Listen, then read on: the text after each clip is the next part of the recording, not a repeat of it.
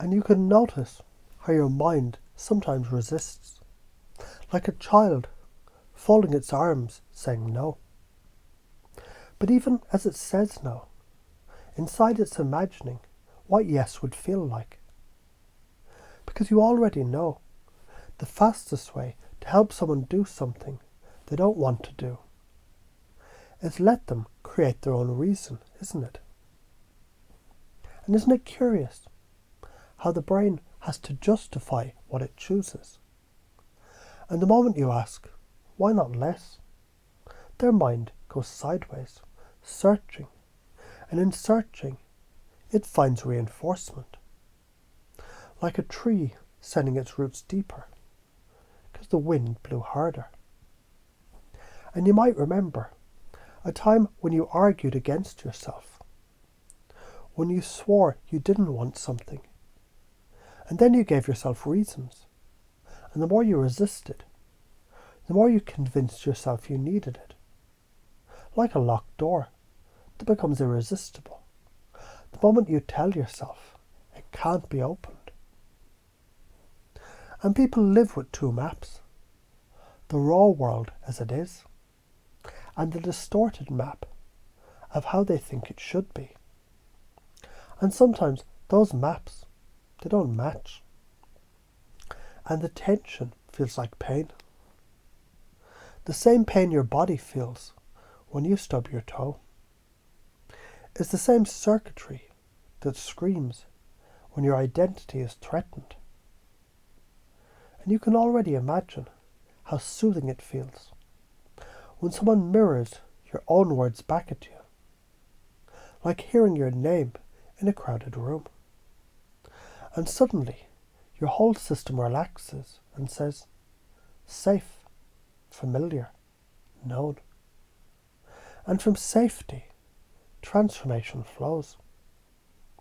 And I wonder if you ever noticed how a clenched fist opens naturally, not by prying each finger loose, but by giving it a reason to release. Just like a wolf calms when the exit is left open. And just like resistance, tension, anger, they're the same energy as movement, freedom, passion. It only matters where you channel it. And isn't it funny that sometimes the very thing you resist most is the doorway to your greatest freedom? Like the man who chased every drug, every shortcut, every thrill, and found emptiness. But when he entered the monastery and accepted limits, he found liberation. Because self-imposed limits, they're not prison bars, they're paintbrushes that force the masterpiece to emerge. And maybe you can begin to realize now, you already do this. Every time you listen to a friend, every time you mirror a child's feelings until they calm, every time you soften instead of push, you've already been practicing this art unconsciously. And now you can allow it to become conscious until it flows back into unconscious mastery again. And you can begin to wonder how your life will shift as you embrace this new way of being more often. How much easier your conversations become when you stop pushing and start guiding. When you let people open their own gates and you simply hold the mirror. Because the truth is, you resist until you don't. And when resistance drops, the gates open. And everything locked inside finally flows. And perhaps the deepest part of you is already learning now. You don't need to force change.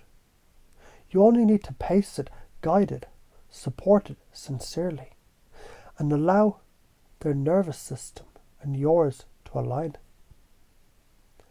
And isn't it fascinating how you can already feel that truth settling in as a new identity? As if you've always been the one who helps people create their own reasons, always been the one who supports choice, always been the one who knows. Limits are paintbrushes, mirroring is medicine, and resistance is just raw energy, waiting to be redirected. And you can let that settle, like ink soaking into paper, and discover later how naturally, easily, and effortlessly you'll begin doing this everywhere, without even trying.